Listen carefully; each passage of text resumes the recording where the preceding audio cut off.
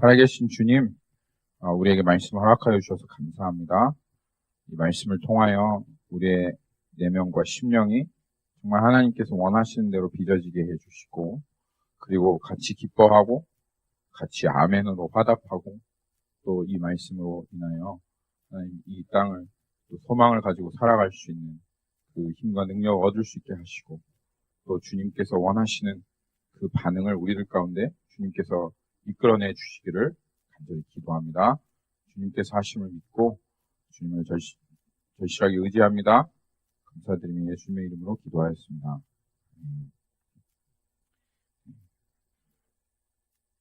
저희가 주님을 찬양하는 것은 하나님께서 우리에게 완전한 복음을 주셨기 때문에 그렇습니다. 할렐루야. 영어로 이런 표현이 있죠. too good to be true라고 하는 그런 표현이 있습니다.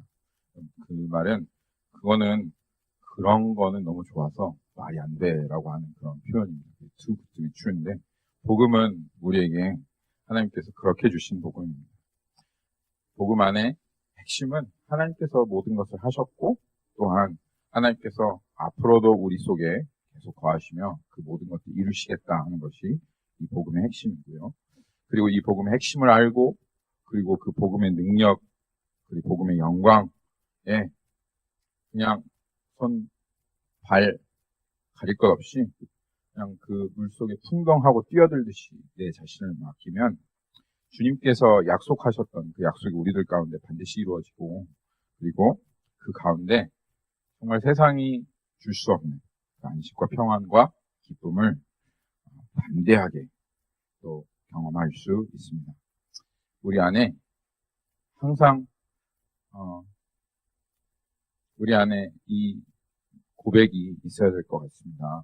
주님이 하십니다. 이 고백이 우리 안에 있어야 될 것 같습니다. 우리가 이 로마서 8장을 통해서 계속해서 육신에서 우리를 자유하게 하시고 해방하시는 성령의 법에 대해서 말씀을 나누고 있습니다.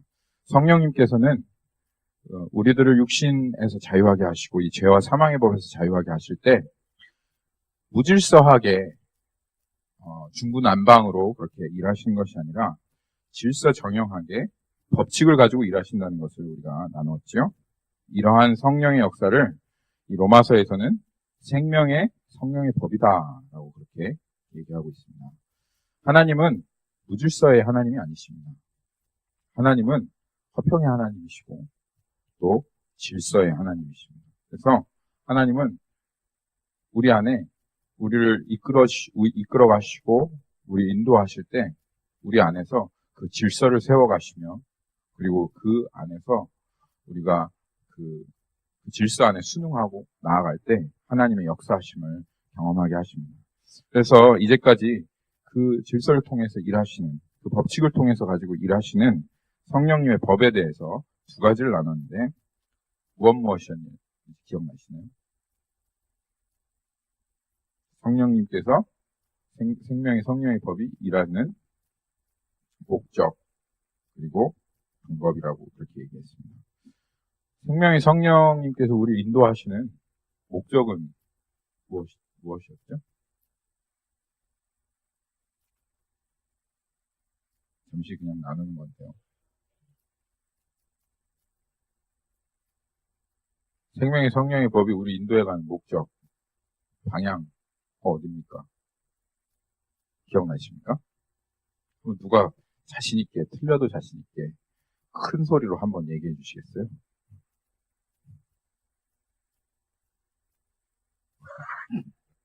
네.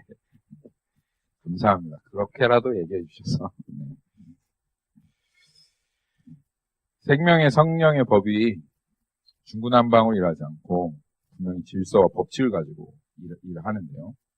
우리 안에서 일하셔서 우리를 육신에서부터 자유케 하시는데 그런데 이 생명의 성령의 법이 결국은 목적하는 바, 이루려고 하는 그 바, 그 방향이 어디냐.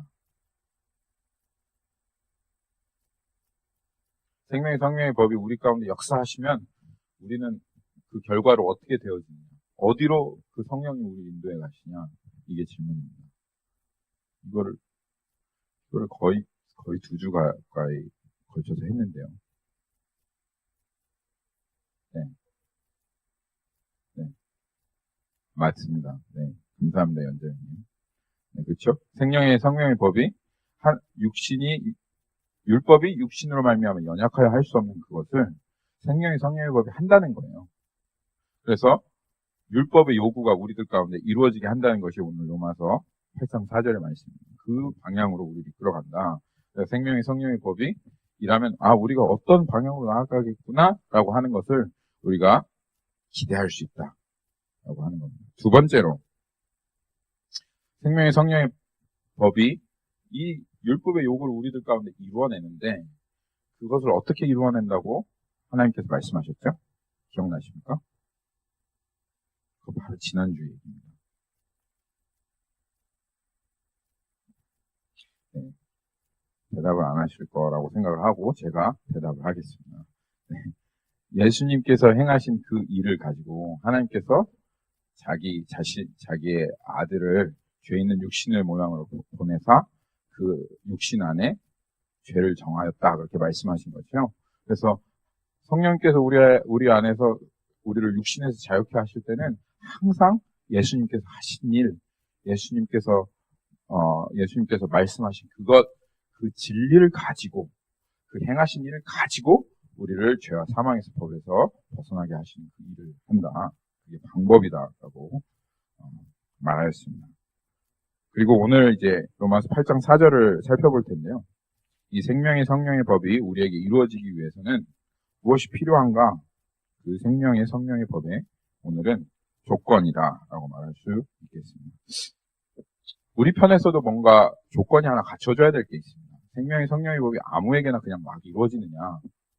그게 아니라 이 조건을 갖춘 사람에게 하나님께서 그 생명의 성령을 이루셔서 법을 이루셔서 그 우리를 육신에서부터 자유케 하시고 죄와 사망의 법에서 자유케 하시는데 오늘 이 로마서 8장 4절에서 그 조건에 대해서 이야기하고 있는 거예요. 한번 8장 4절 보겠습니다. 육신을 따르지 않고 그 영을 따라 행하는 우리에게 율법의 요구가 이루어지게 하려 하십니다. 어떤 조건이죠? 8장 4절 말씀 통해서 보면 누구에게 이 율법의 요구가 이루어진다고 그렇게 하나님께서 말씀하고 계십니까? 육신을 따르지 않고 영을 따라 행하는 우리에게 이 일이 이루어진다고 합니다. 우리가 잠깐 여기에서 주목하고 싶은 그 하나님의 말씀은 우리라고 하는 구절입니다. 여기 우리라고 하는 것은 단지 사도 바울과 이 글을 읽고 있는 로마 교회만 말하는 것이 아니죠. 육신을 로마 교회만 말하는 것이 아니라 이 우리는 사실은 하나님의 교회이고 그 다음에 전부의 크리스찬을 지금 가리키는 것입니다. 여기에서 그러면 나는 누구지? 크리스찬은 어떤 사람이지? 정말 예수님을 믿는다고 하는 것은 무엇이지? 여러분 안에 우리 안에 그런 확실한 정의가 있습니까?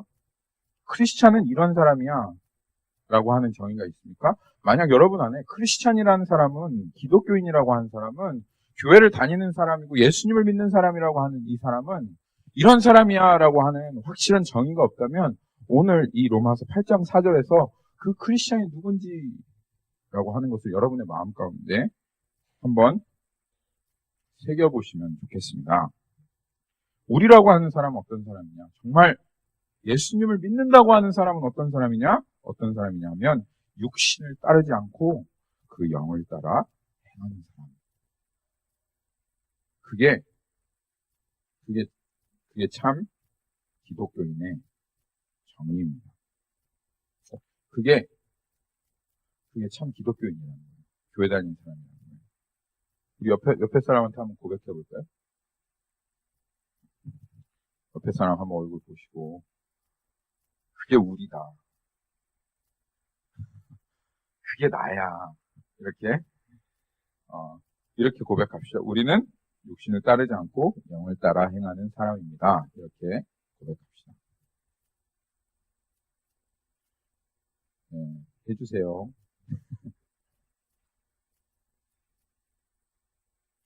맞아요. 그게 우리예요.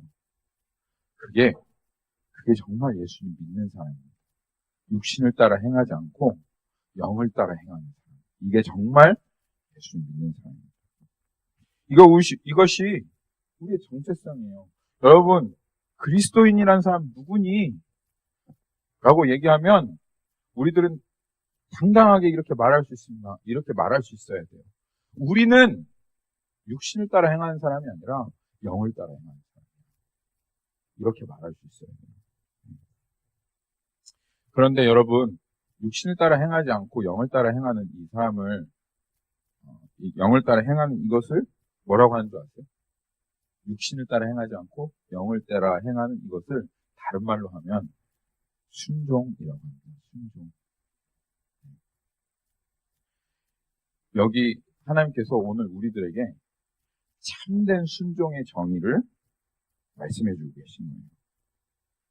참된 순종이라고 하는 것은 육신을 따라 행하지 않고 영을 따라 행하는 이것이 참된 순종입니다. 교회 안에 많은 사람들이 순종에 대해서 오해하고 있어요. 한번 여러분들 순종이 무엇인지 한번 생각해 보십시오. 여러분 안에 어떤 생각으로 순종은 뭘까? 라고 한다면 여러분 어떠한 개념과 어떠한 생각들을 떠올리시겠습니까? 많은 사람들이 교회 안에 순종이라고 하면 하나님의 말씀을 내가 최선을 다해서 나의 노력과 나의 능력으로 이루어서 그렇게 하나님께 행해드리는 것을 순종이라고 생각하고 있습니다. 그런데 오늘 하나님께서 정의하는 이 순종은요, 우리들 육신을 전부 다 배제하고 있습니다. 순종의 처음이 무엇으로 시작하냐 하면, 첫째가 어떻게 시작합니까? 육신을 따르지 않고로 시작하고 있어요. 우리의 최선과 능력 안에서 우리의 그 가능성을 전부 다 배제하는, 그리고 내가 완전하게 부인되어지는 그 자리에서부터, 내가 정말 완전히 허물어진 자리에서부터 시작하는 것이 참된 순종이라는 거예요. 그 자리에서부터 시작해서, 그리고 내 가능성, 내 최선과 내 어떠함을 바라보지 않고 나는 조금 더 이룰 수 없는데 여전히 하나님께서 이루시겠다고 말씀하시고 그 하나님께서 하심에 그것을 신뢰하고 성령님께 내 자신을 내어드리는 것. 그래서 육신을 따르지 않고 영을 따라 행하는 이것이 순종이다라고 하나님께서 지금 말씀하고 계신 것입니다. 그래서 복음 아래 순종의 개념은 율법 아래 순종의 개념과는 전혀 다릅니다. 율법 아래 순종의 개념은 그것이죠. 내가 내 최선으로, 내 노력으로 하나님 말씀을 이루고 하나님 백성이 되어지고, 그래서 그 순종함으로 인해 하나님의 영광을 올려드리는 이것이 율법 아래 순종이죠. 그런데 복음 안의 순종은 그렇지 않습니다. 그러니까 우리들은 순종에 대해서 새로운 개념을 가져야 됩니다. 그래서 주님 앞에 순종하라라고 하면 그런 율법적인 순종을 떠올리는 것이 아니라 정말 주님 앞에 내가 순종해야 되겠다라고 하면 정말 하나님께서 말씀하신 이 복음적인 순종으로 하나님 앞에 나와야 되는 것입니다. 기도와 성령의 사람으로 불렸던 앤드류 머레이, 진짜 훌륭하신 목사님이셨죠. 복음을 알고 그 복음으로 사역하셨던 목사님이셨습니다. 그 앤드류 머레이 목사님께서 여러분에게 책을 한 권 소개시켜 드리겠습니다. 완전한 순종이라고 하는 책인데요. 필독서입니다. 진짜 꼭 한번 읽어보세요. 여러분의 영혼에 엄청난 도움이 되실 겁니다. 이 책에서 이 완전한 순종, 무시무시한 그런 제목을 가지고 있는 책인데요. 복음 안에서 순종이 무엇인지를 정의한 것을 제가 한번 인용해 보겠습니다. 앤드류 머레이 목사님께서 말씀하십니다. 하나님께서는 여러분에게 여러분의 힘으로 혹은 여러분의 의지의 힘으로 완전한 순종을 하라고 요구하시는 것이 아닙니다. 하나님은 기꺼이 여러분 안에 완전한 순종을 일으키시려고 하십니다. 우리는 성경에서 이 말씀을 읽지 않았습니까? 우리 안에서 행하시는 이는 하나님이시니 자기의 기쁘신 뜻을 위하여 너희에게 소원을 두고 행하게 하시느니라. 빌립보서 2장 13절. 우리가 가서 하나님 앞에 엎드려 바로 이것을 구해야 합니다. 우리 마음이 영원한 하나님께 친히 오셔서 그릇된 것을 드러내시고 악한 것을 정복하시며 하나님 보시기에 아주 좋은 것을 일으키시라고 하는 것을 믿는 법을 배울 때까지 우리는 하나님 앞에 구해야 합니다. 그래서 하나님께서 친히 완전한 순종을 여러분 안에 일으키실 것입니다. 이것이 이 앤드류 순종의 사람, 기도의 사람, 성령의 사람이라고 말했던 이 앤드류 머레이가 순종이 무엇인지에 대해서, 복음적인 순종이 무엇인지에 대해서 정의해 놓으신 것입니다.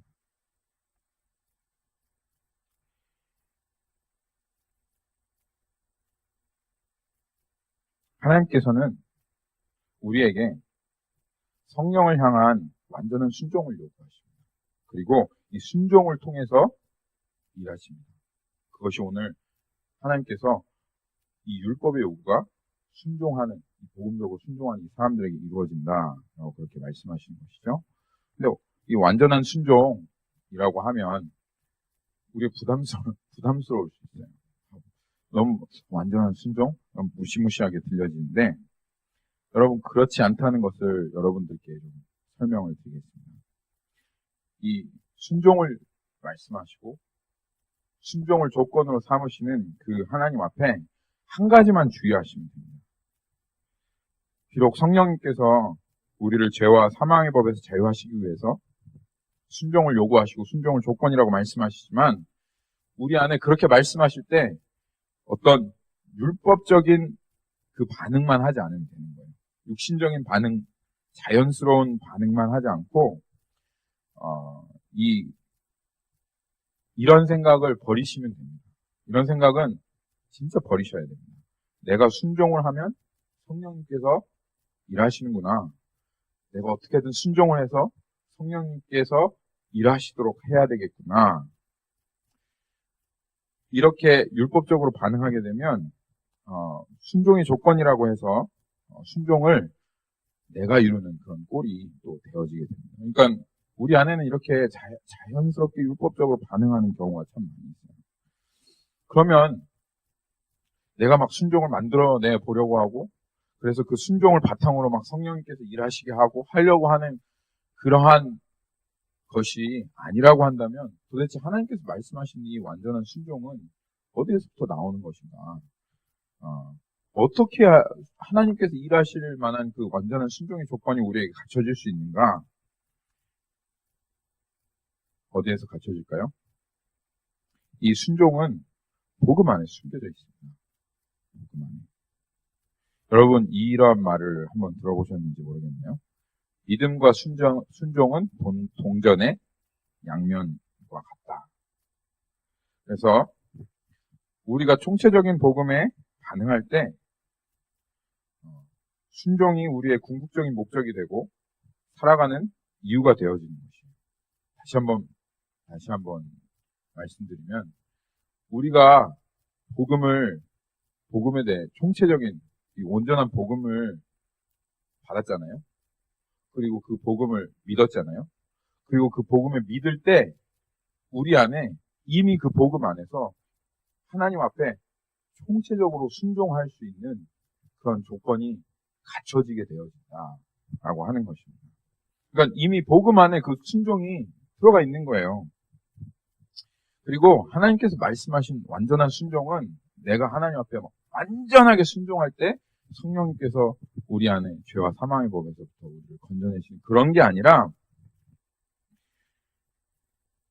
완전한 순종이다라고 하는 것은 내 인생의 궁극적인 목적이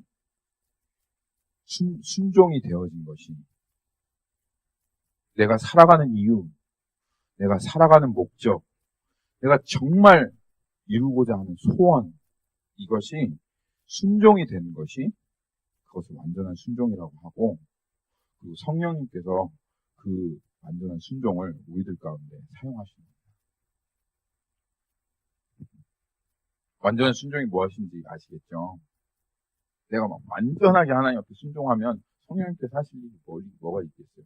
그게 안 되는 건데. 근데 이 복음을 통해서 우리 안에 하나님께서 너 사는 이유가 뭐야? 너 사는 목적이 뭐야? 너 정말 네 인생에서 뭘 이루고 싶어? 라고 말할 때 이 복음에 정확하게 붙인 사람은요, 단 한 가지밖에 말할 게 없어요. 내가 정말 목적하고 내가 정말 이루고자 하는 것, 그리고 내가 정말 내 삶의 이유, 내가 살아간 이유는 단 한 가지인데요. 주님에게 순종하는 거라고 하는 그 자리, 그게 완전한 순종의 자리인데요. 그 자리에서 성령님께서 일하시는 거예요. 이 완전한 순종이 어디에 있다? 복음 안에 있습니다. 복음에 대한, 복음을 우리가 믿을 때 이 믿음의 반응이 어떻게 순종으로 나올 수밖에 없는지를 한번 이제 살펴볼게요.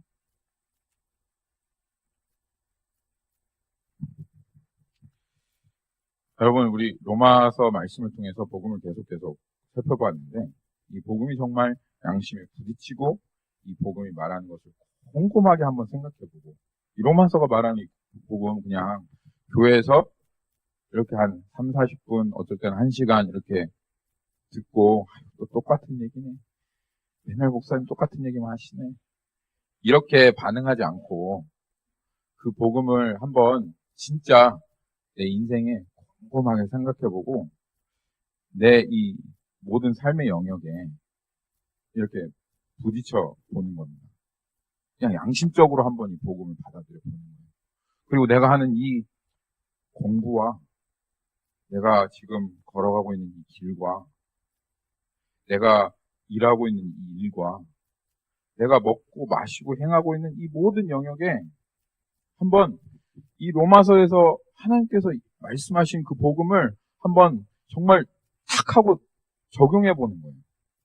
내가 지금 먹고 있는 거하고 내가 이렇게 일하고 있는 거하고 내가 공부하고 있는 거하고 내가 이렇게 숨 쉬고 있는 거, 내가 이 살아가는 거하고 지금 하나님께서 말씀하신 이 복음하고는 무슨 관계가 있지? 한번 정말 정직하게 내 꿈과 소망과 목적들을 복음 앞에 한번 부딪혀보는 거예요. 근데 그렇게 딱 부딪히게 되면요, 내가 가지고 있는 모든 꿈과 소망과 목적들이요, 복음 앞에 이렇게 와르륵 하고 무너지게 되는 것을 경험하게 됩니다. 왜냐하면 복음이 드러내는 한 가지 진리 때문에 그런데요. 그 진리는 세상이 하나님의 진노 아래 있다는 것입니다.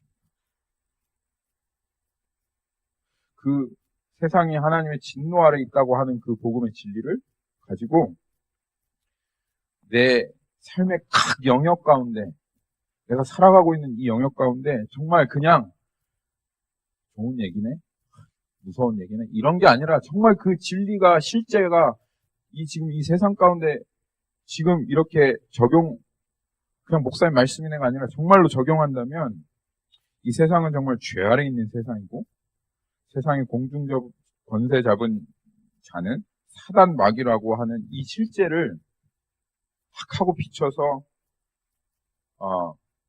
이 세상을 바라볼 때, 그리고 그것으로 인해 이 세상의 눈이 열려지는 순간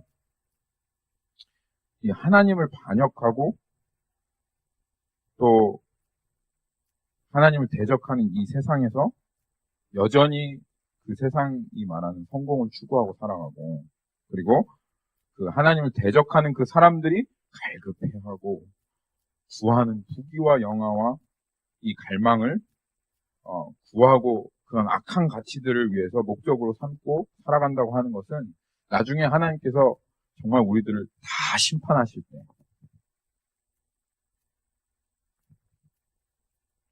그것은 위선적인 것이고 복음에 합당하지 않고 부끄러운 것이고 수치스러운 것이라는 것을 이 복음이, 이 진리가 확 하고 보여줍니다. 그래서 복음을 딱 만나면 내가 꿈꾸었던 내 꿈과 목적과 그리고 내 살아갔던 이유, 나의 평안과 안락을 위해서 추구하고 달려갔던 그 세속적인 그 목적들이, 이거는 반드시 무너지게 되어 있어요. 예수님 믿었어요. 왜 믿었냐?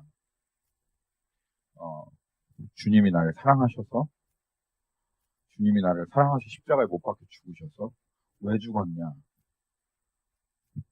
하나님께서 나를 심판하시려고 했는데 예수님께서 그 심판을 대신 받아서 왜 너는 그 심판을 받을 수밖에 없는 존재냐? 죄 가운데 살아갔고 죄를 졌고 내가 죄에 그렇게 오염된 사람이라서 라고 이렇게 정말 그 꼬리에 꼬리를 물고 이 복음을 깊이 생각해가면 예수님을 믿는데 여전히 세상의 가치와 내가 그 죄인이었을 때 가지고 살았던 그 꿈과 여전히 이 세상이 말하는 그런 목적을 가지고 살아간다고 하는 것은 이건 말이 안 되는 겁니다. 그러니까 복음에 이걸 탁 하고 부딪혀보지 못한 거예요. 그런데 이 복음에 부딪히면 그것들이요 반드시 와르륵하고 당연히 무너질 수밖에 없습니다. 그러면 반드시 고민하게 되어진 게 있어요. 정말 예수님 믿었다 하는 사람은 이 하나님께서 정말 거룩하시다. 그리고 그 거룩하신 하나님 앞에 서서 자기의 삶을 진짜 복음으로 조명한 사람은 그 마음 가운데 그리고 이 멸망당할 세상과 사단과 지옥으로 떨어질 이 세상을 눈이 탁 열린 그 사람은 반드시 고민하는 질문이 하나 있습니다. 뭐냐면 내가 왜 살아야지? 내가 무엇을 위해 살아야 하나? 그리고 그런 고민을 하게 되고 그런 고민을 할 때 그래서 하나님 내가 왜 살아가야 합니까? 왜 계속 공부를 해야 되고 일을 해야 되고 그리고 이런 모든 것들을 행하며 이 멸망당할 세상에서 왜 그런 것들 여전히 추구하고 살아가야 합니까? 내가 왜 계속 이 자리에 살아야 하죠? 라고 그렇게 얘기할 때 하나님 앞에 구할 때 하나님은 복음을 통해서 이 복음이 하나님 나라의 복음이잖아요. 그렇죠? 이 복음을 통해서 하나님의 나라의 눈을 우리에게 열어줍니다. 그래서 그 복음에 정말 제대로 부딪혔다면 하나님의 나라를 위해서 살아가는 것 외에 다른 이유가 없다. 라고 고백하게 돼요. 주의 영광을 위해서 살아가는 것 외에는 다른 살 이유가 없다. 라고 그렇게 고백할 수밖에 없는 겁니다. 물론 이것이 이제 교회 안에서 그렇게 고백해지는 것이 마땅하기 때문에 이제 주를 위해 살아간다고 얘기하고 하나님을 위해 살아간다고 얘기하면서 그것을 치장하고 그것으로 이렇게 꾸미고 여전히 자기의 사람들의 인정을 받고 성공을 하고 세속적인 가치를 위해 살아가지만 그것으로 포장을 하고 살아가는 사람들 경우도 있어요. 경우도 있는데 그런데요. 그런 사람들만 있는 것은 아닙니다. 정말 교회에서 이 복음에 정말 부딪혀서 정말 이 세속적인 그런 모든 가치들이 다 쓸모없고 배설물과 같다라고 하는 고백과 함께 나 정말 주님의 영광을 위해서 하나님의 나라를 위해서 그리고 주님을 위해서 살아가는 것 외에는 내 안에 다른 어떠한 이유도 없다. 가치도 없다. 어떠한 다른 목적도 없다. 라고 고백하고 살아가는 사람들이 정말 있어요. 그런 사람 정말 우리 안에 있습니다. 그래서 어떻게든 하나님 나라를 위해서 열심히 그리고 하나님의 영광을 위해서 살아가는 사람들이 그런 사람들이 분명히 교회 안에 존재합니다. 그런데 이렇게 맞아. 오직 그 나라와 그 의를 구하라고 했지.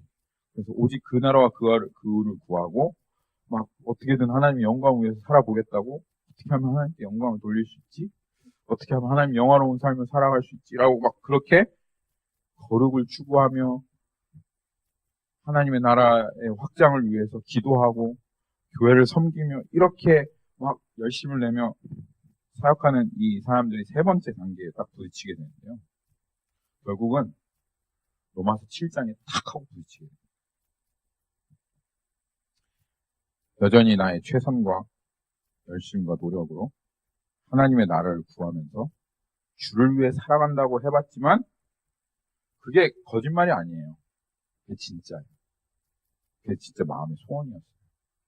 그런데 이 로마서 7장 21절 내가 한 법을 깨달았노니 정말 하나님의 나라를 위하고 주의 영광을 위해서 살아가기 원하는 나에게 또 한편으로 악이 함께 있는 것을 발견합니다.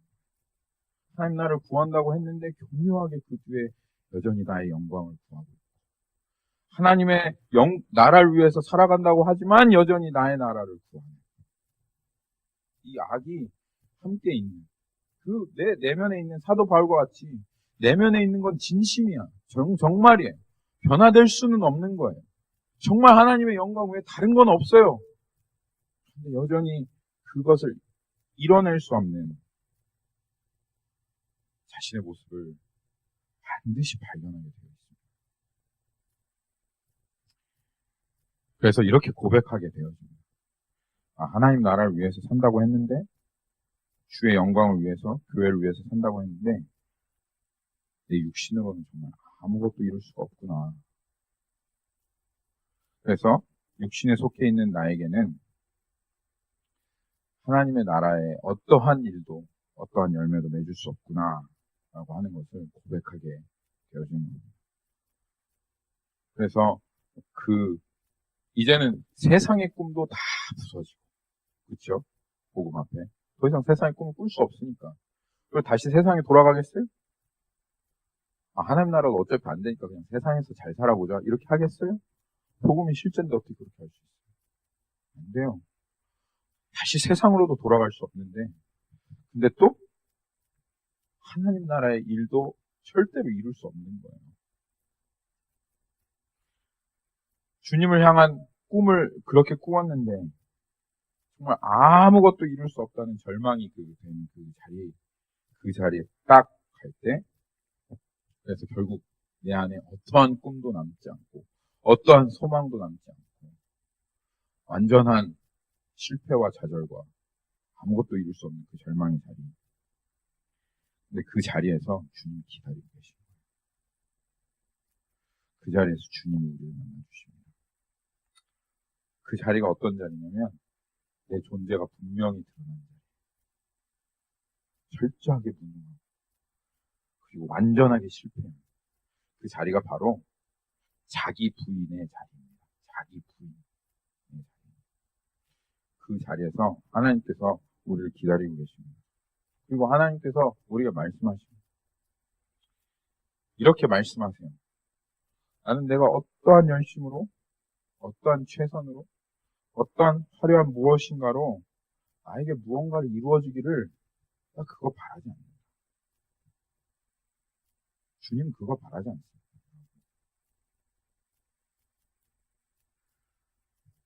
주님, 제가 주님의 일을 해드리겠습니다. 제가 주님의 영광을 드러내겠습니다. 주님이 영화롭게 하겠습니다. 제가 이것으로, 무엇으로, 어떠한 것으로 하겠습니다. 주님 그거 바라지 않습니다. 하나님의 일은 하나님이 하십니다. 하나님의 일의 정의가 그래요. 하나님의 일은 하나님께서 하시는 게 하나님의 일이에요.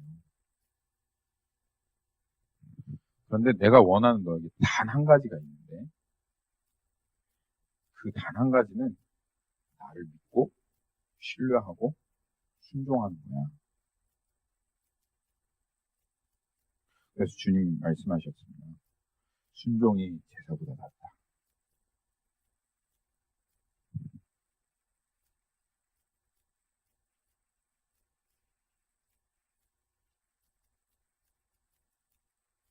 그래서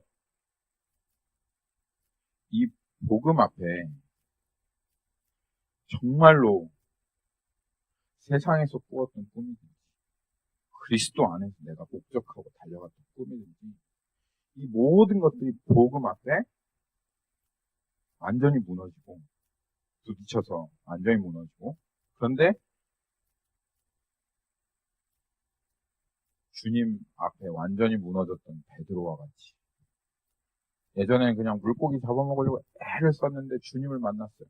주님이 사도 베드로에게 나타나셔서 내가 너 물고기를 아니라 사람을 낳는 어부가 되게 하겠다. 그래서 사도 베드로가 그 꿈을 자기가 이룰 줄 알고 자기 열심과 노력으로 최선으로 주님 모든 사람, 다른 사람은 다 주님을 버릴지라도 저는 절대로 주님 안 버리겠습니다. 했는데 완전히 주님을 버려버리고 부인하고 배반해서 결국은 아무것도 할 수 없는, 그래서 하나님 나라의 꿈도 이룰 수 없고, 그렇다고 해서 세상으로 돌아가서 이제 또 세상에 살기도 그렇고, 완전히 그냥 무너진 그 자리에서 주님이 다시 찾아오셔서 내가 널 부름은 네가 무엇인가 열심히 해서 그렇게 한 게 아니야. 그냥 내 명령에 그저 순종하는 부르심이야.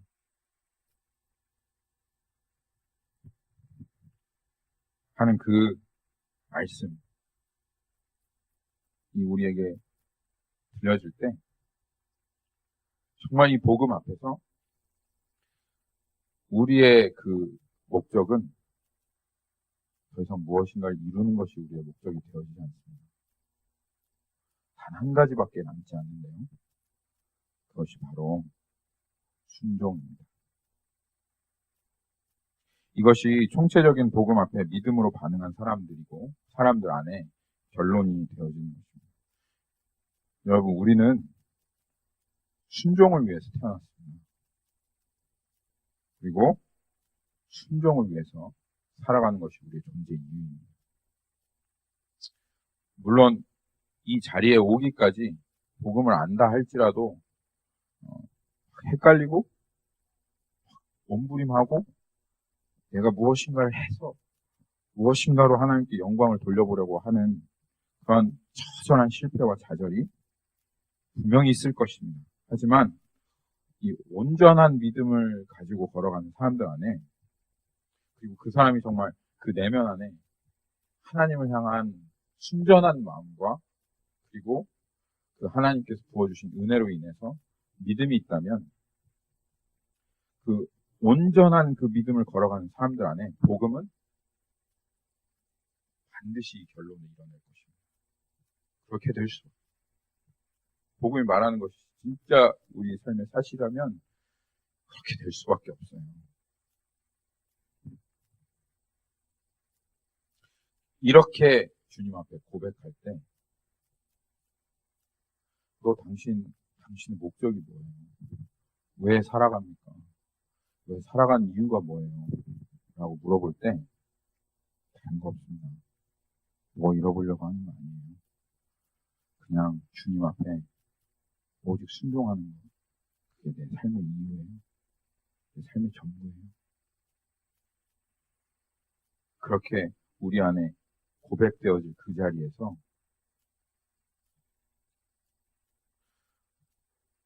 이제 하나님께서 일하실 조건이 완벽하게 갖춰진 것입니다. 율법의 요구가 이루어질 그 조건이 완전히 우리에게 갖추어진 것이고, 우리 어떠함으로가 아니라 복음으로 주님께서 우리 안에 믿음의 반응을 이루어내신 순종의 조건입니다. 그리고 생명의 성령의 법에서 주님께서 이 순종을 통하셔서 죄와 사망의 법에서 우리를 자유케 하시는 그 일을 하나님께서 경험하게 하시는 것입니다. 그러면 이 순종, 육신을 따르지 않고 그 영을 따라 행하는 그 우리의 이 순종의 반응이 우리 안에 없다면 여전히 내가 가지고 있는 그 꿈, 그리고 내 목적, 이것을 이루려고 하지 순종으로 하나님 앞에 서려고 하는 그러한 반응이 우리 안에 일어나지 않는다면 어떻게 해야 되겠습니까? 내가 막 순종하겠습니다. 순종해야죠. 그런 것도 필요하긴 하겠지만 그거는 먼저 총체적인 복음 앞에 서고 나서 해야 되겠죠. 그렇죠? 다른 것이 아닙니다. 정말 이 복음 앞에 서는 겁니다. 복음 안에 순종이 이미 담겨 있습니다. 그리고 믿음은 순종의 동전의 양면과 같아서 여러분이 이 복음 앞에 정말 온전하게 믿음으로 그 복음 앞에 반응하면 반드시 여러분 안에는 순종의 결론이다. 순종밖에 없다. 내 목적, 인생의 목적은 순종이다라고 하는 고백이 반드시 나오게 될 겁니다. 그럼 여러분 준비된 거예요. 여러분의 인생 가운데 주님이 일하십니다. 한번 이 질문에 여러분 부딪혀 보십시오. 복음이 여러분에게, 우리들에게 물어본 질문입니다. 세상 끝날 날에 내가 지금 목적하고 이루려고 하는 삶의 방향은, 그래서 내가 정말 성취하려고 하는 그것들은 세상 마지막 날 하나님의 그 심판대 앞에서 어떠한 심판을 받으실 것이며 어떠한 결론이 여러분 안에 나겠습니까?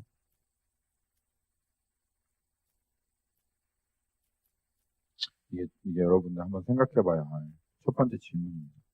복음 안에 있는 질문. 두 번째, 육신으로 아무것도 이룰 수 없다고 하는 복음의 진리 앞에서 내가 지금 하나님의 나라를 위해서, 하나님을 위해서 하려고 하는 그것들은 무엇입니까? 그것을 여러분들이 이룰 수 있을까요? 한번 그 질문에 부딪혀 보시기를 바랍니다. 세 번째 질문은, 아무것도 이룰 수 없는 나에게 여전히 하나님께서 하실 것이고 또 하실 것이라는 이 복음이 여러분에게 들려졌다면 이제 우리는 그러면 무엇을 위해서 살아가야 하겠습니까?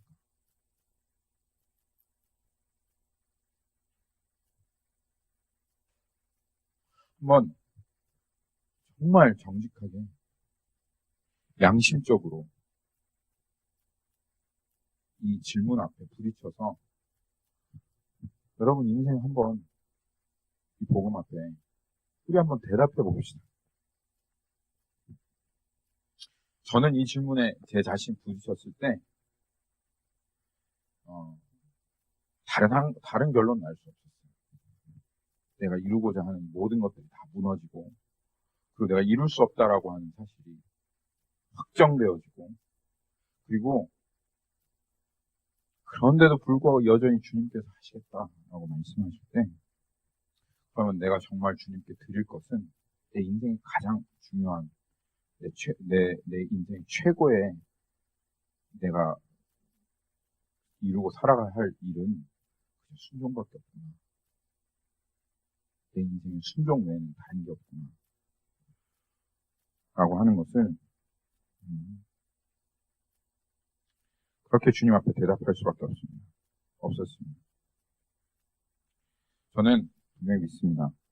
육신을 따르지 않고 영을 따라 행하는 우리, 그런 분들 여러분들이시라면